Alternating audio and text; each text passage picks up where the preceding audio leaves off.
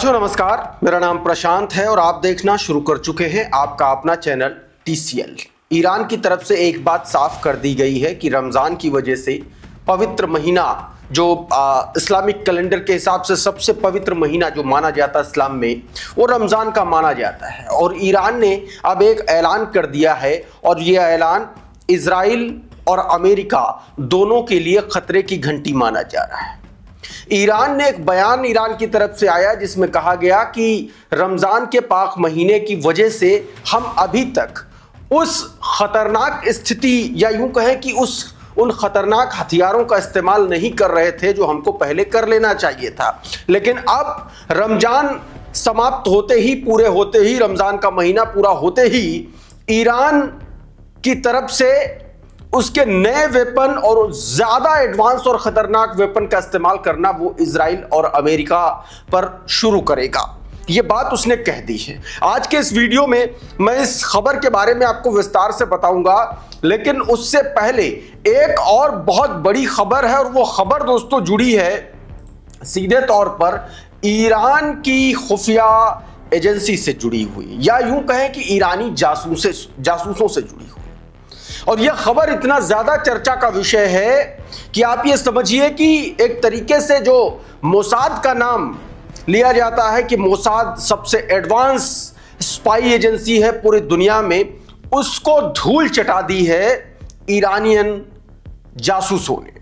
उस खबर के बारे में भी बताऊंगा। और इसके अलावा जो F-35 ईरान ने अमेरिका के F-35 को जो गिराया है उससे जुड़ा एक बड़ा खुलासा हुआ है।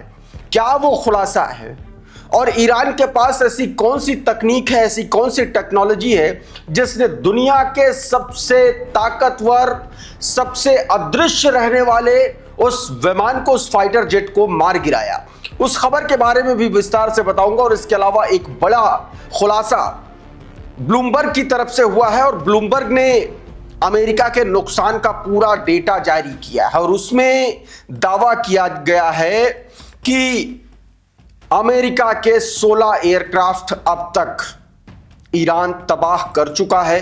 हिजबुल्लाह और हूतीज से भी जुड़ी एक बहुत इंपॉर्टेंट खबर है। हूतीज ने मिडिल ईस्ट के तमाम सारे देशों को सीधे तौर पर धमकाया है कि अगर हूतीज के हमलों को UAE, जॉर्डन, सऊदी अरबिया जैसे मुल्क अगर इंटरसेप्ट करेंगे उनकी मिसाइलों को, तो सीधे तौर पर ये टारगेट होंगे हौतीज के हमले पर, क्योंकि हौतीज की तरफ से ऐलान कर दिया गया है कि अब वो भी इस जंग में शामिल हो रहा है।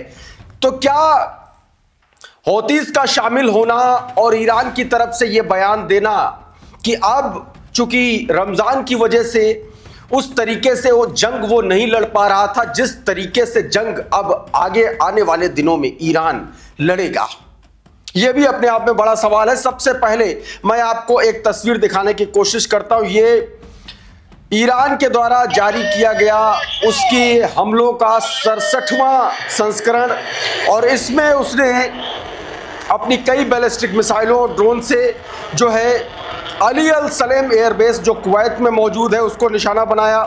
UAV command centre, hanger, warehouse जैसे तमाम सारी फैसिलिटीज़ को निशाना बनाया और अल वफा बेस को भी निशाना बनाया। ये अल वफा बेस US का एक तरीके से कमांड सेंटर है।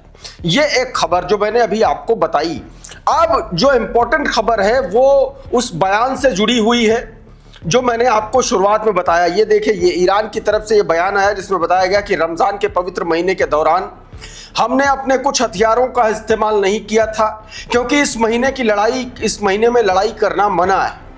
लेकिन अब रमज़ान का महीना ख़त्म हो गया है तो दुश्मन और यहाँ तक कि सहयोगी भी हैरान रह जाएंगे, उन्हें इसका पछतावा होगा। ये ईरान ने एक तरीके से सीधे तौर पर एक वार्निंग दे दी है। और अब मैं आपको उस खबर के बारे में दिखाने जा रहा हूं, उस घटना के बारे में बताने जा रहा हूं। कीव में मौजूद इजराइल की एक हथियारों की फैक्ट्री किस तरीके से निशाना बनी, और ये एक तरीके से ग्राउंड फोर्स के जरिए, ground force in the sense कि ईरान के दावा किया जा रहा है कि ईरान के जो जासूस हैं उन्होंने वहां एक तरीके से ऐसा जाल बिछाया कि वो पूरी की पूरी फैक्ट्री जो है वो तबाह कर दी गई, उसको आग के हवाले कर दिया गया। और ये उससे जुड़ी कुछ तस्वीरें, कुछ वीडियोस, इस वीडियो को देखिए।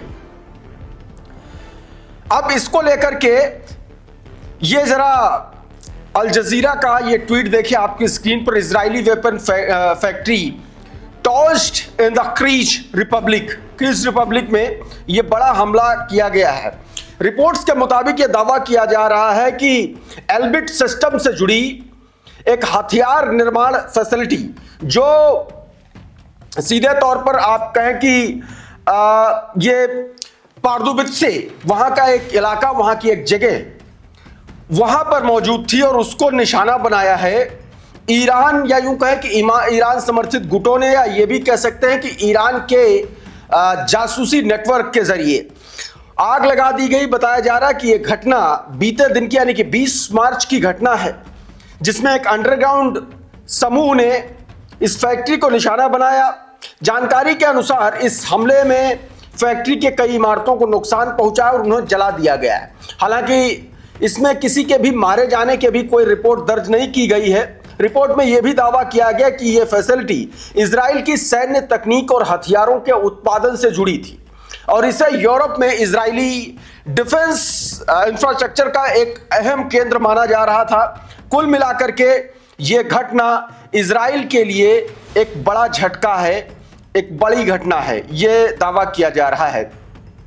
अब एक मिडिल ईस्ट ऑब्जर्वर ने एक ट्वीट किया है, ये इसी घटना से जुड़ा हुआ, वो भी मैं आपको दिखा दे रहा हूं। ये ट्वीट आपकी स्क्रीन पर है, देखिए इसमें क्या बताया गया।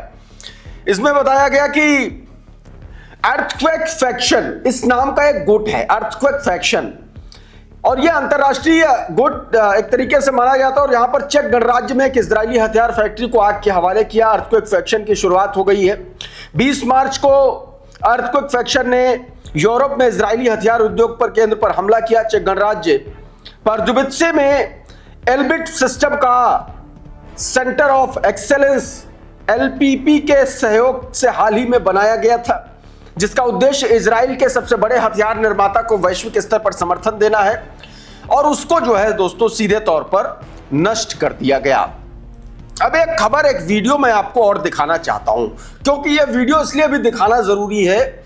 यह वीडियो डोनाल्ड ट्रंप के उस दावे से जुड़ा हुआ जिसमें उसने कहा था कि उसने ईरान के एयर डिफेंस सिस्टम को चकनाचूर कर दिया है और आराम से फ्रीली जो है इजराइल और अमेरिका के जो एयरक्राफ्ट है वो ईरान के आसमान में घूम सकते हैं। उससे जुड़ी एक तस्वीर जरा देख लीजिए, ताजा वीडियो है, देखिए बीते दिन का ये वीडियो है, और ये ईरान का एयर डिफेंस सिस्टम है जो धड़ाधड़ मिसाइलें दाग रहा है उन फाइटर जेट्स पर और उन ड्रोन को इंटरसेप्ट करने की कोशिश कर रहा है। यह बताता है कि जो ट्रंप ने कहा था वो कोरा झूठ था, और कोरा झूठ इस वजह से भी साबित हो रहा क्योंकि इसी एयर डिफेंस सिस्टम ने, इन्हीं स्वदेशी निर्मित मिसाइलों ने ईरान की F-35 को मार गिराया है।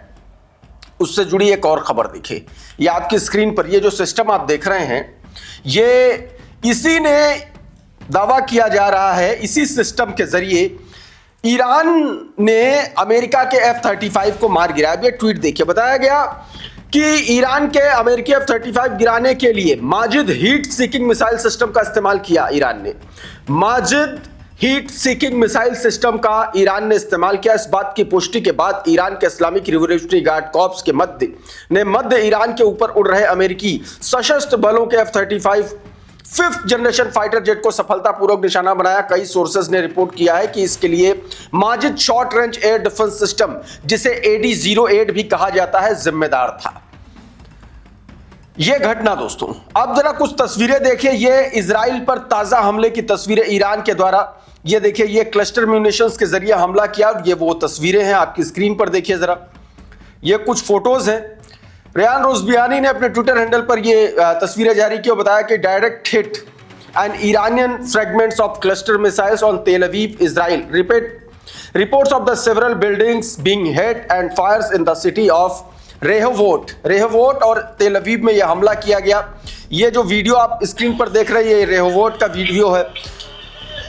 इस मिसाइल हमले में देखिए जहां पर आग लग गई है और मलबा पूरा सड़कों पर बिखरा पड़ा हुआ आप साफ तौर पर देख सकते हैं। और बाकी की जो है ये फोटोज देख रहे हैं, ये तस्वीरें तेल अवीव की बताई जा रही है दोस्तों, तेहरान टाइम्स के हवाले से ये खबर। और ये देखिए थोड़ा सा और बड़ा वीडियो है। ये रेहोवोट का वीडियो, इजराइल का बहुत महत्वपूर्ण इलाका। बताया गया कि एक घर को निशाना बनाया गया और ये घर किसी बड़े इजरायली अफसर या नेता का बताया जा रहा है, दावा किया जा रहा है। इतना ही नहीं, एक हमला पहली बार यह दर्ज किया गया कि नेटो के इनक्लिंग एयरबेस को निशाना बनाया गया तुर्की में, और ये उससे जुड़ा हुआ वीडियो, ये तस्वीरें आपकी स्क्रीन पर आप साफ तौर पर देख सकते हैं। ये देखिए, सायरन बज रहे हैं और यहां पर बताया जा रहा है कि ये निशाना बनाया गया है एलरिक एयरबेस। मिडिल ईस्ट ऑब्जर्वर ने ये दोनों वीडियोस जारी किया, बताया कि initial reports on attack on NATO entering airbase in Adana तुर्की। टर्की के नेटो समर्थित इस एयरबेस को निशाना बनाया गया। इसमें अमेरिका और इजराइल के लिए एक बड़ी और झटके की खबर। ये जरा तस्वीर देखिए, Switzerland block arms report export to the US over Iran वार।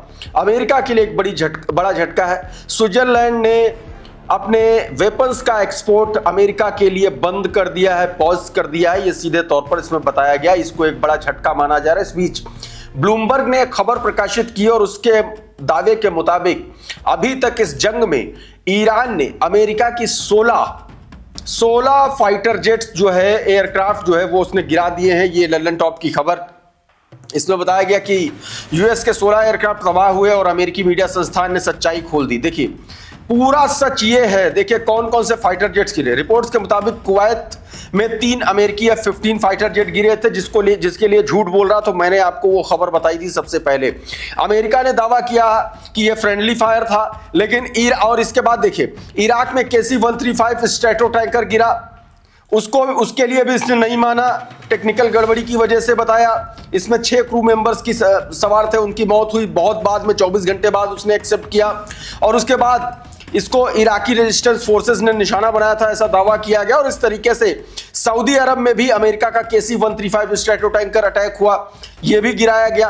कुल मिलाकर के ये कई बड़े झटके हैं अमेरिका के लिए और अमेरिका को बहुत बड़ा नुकसान रोजाना हो रहा है। ये भी अब हिजबुल्लाह से जुड़ी एक खबर, ये आपकी स्क्रीन पर कुछ तस्वीरें हैं, आप देखिए। ये हिजबुल्लाह द्वारा इजराइल के सैनिकों पर IDF पर किए गए हमलों की कुछ तस्वीरें, जिसमें टैंकों को निशाना बनाया गया, जिसमें आर्मी के बेस को निशाना बनाया गया, उनके ठिकानों को निशाना बनाया गया है। दावा यह किया जा रहा है कि बीते 32 घंटों में हिजबुल्लाह ने इजराइल के 38 Merkava tanks, target of numbers Israeli army position, fired rocket into the Kiryat Shmona. ये देखिए 38 अलग अलग हमले किए हैं, जिसमें कई मार्कवा टैंक तबाह किए हैं, कई सैनिक ठिकानों पर हमले किए और बहुत सारे IDF के सैनिक मारे भी गए हैं, ऐसा हिजबुल्लाह की तरफ से दावा किया गया। इस बीच बीते दिन हौतीज ने ऐलान किया था कि अब वो भी इस जंग में शामिल हो रहा है। दावा किया जा रहा था कि हौतीज जो है रमजान की वजह से इस जंग में डायरेक्टली इन्वॉल्व नहीं था, लेकिन अब हौतीज जो है, यमन के जो हौतीज हैं, वो इस जंग में साफ तौर पर शामिल हो चुके हैं। और दावा किया जा रहा है कि रेड सी में अब तमाम सारे जहाजों को, वेसल्स को, ऑयल टैंकर्स को निशाना बनाया जाएगा। ये बात भी कही गई हौतीज की तरफ से। और ये चेताया गया है तमाम सारे उन मुस्लिम देशों को जो इजराइल और अमेरिका का समर्थन करते हैं। ये ट्वीट देखिए, मेगाट्रन का ट्वीट। बताया गया कि हौतीज ने अनाउंस किया है कि सऊदी अरब, जॉर्डन और UAE अगर उसकी मिसाइलों को इंटरसेप्ट करने की कोशिश करते हैं तो वो भी अब हौतीज का एक तरीके से निशाना होंगे। क्या बताया गया कि warn the Arab countries especially Jordan, Saudi Arabia and the UAE against the intercepting the missiles coming from the Iran and Yemen and entire resistance exists against the Zionist entity। सीधे तौर पर यह दावा किया गया। इस बीच ईरान के कुछ और बहुत महत्वपूर्ण, बहुत अहम ऑफिसर्स को मारे जाने की खबरें आ रही हैं। ये जरा तस्वीर देखिए, ये तस्वीर आप देख रहे हैं, ये बासिस सेना के इंटेलिजेंस हेड ईरानी जनरल इस्माइल अहमदी के मारे जाने की खबर है। ये उनकी तस्वीर है, सोर्सेस के हवाले से ये दावा किया जा रहा है। और इसके अलावा एक और खबर देखिए, ये तस्वीर, ये IRGC के प्रवक्ता अली मोहम्मद नानी है, इनके भी मारे जाने की खबरें हैं। ये बीते दिन इनका असैसिनेशन के दावे किए जा रहे हैं इजरायली मीडिया के हवाले से, जिसमें इन्होंने ये बताया था कि ईरान और अमेरिका के इन जंग के बीच में लगातार जो प्रोडक्शन जारी था ईरानी मिसाइलों का, ये बयान दिया था और उसके बाद इनके असैसिनेशन की खबरें आई। और एक और ये ट्वीट देखिए, इसमें बताया गया कि ईरानी मीडिया रिपोर्ट से पता चलता है कि इस्फहान में मौजूद इस्लामिक रिवॉल्यूशनरी गार्ड कॉर्प्स की एरोस्पेस फोर्स के कमांडर मेहदी घरशी की मौत हो गई है, यह दावा किया गया है। और चलते चलते एक वीडियो जरूर देखिएगा कि किस तरीके से जबरदस्ती की जंग थोपी गई ईरान पर। अली लारीजानी जो न्यूक्लियर टॉक में यकीन रखते थे, और ओमान के जो विदेश मंत्री, उन्होंने भी कहा था कि ईरान अपना इनरिच यूरेनियम सौंपने के लिए तैयार हो गया था, और उसके बावजूद इजराइल ने और अमेरिका ने हमला कर दिया। ये जरा बयान सुनिए। Oman's foreign minister said a breakthrough had been reached. Iran agreed to give up enriched uranium. इस वीडियो में बहरहाल इतना ही। बहुत बहुत शुक्रिया, बहुत बहुत धन्यवाद। आप जुड़े रहिए आपके अपने channel the conflict lens TCL के साथ। नमस्कार।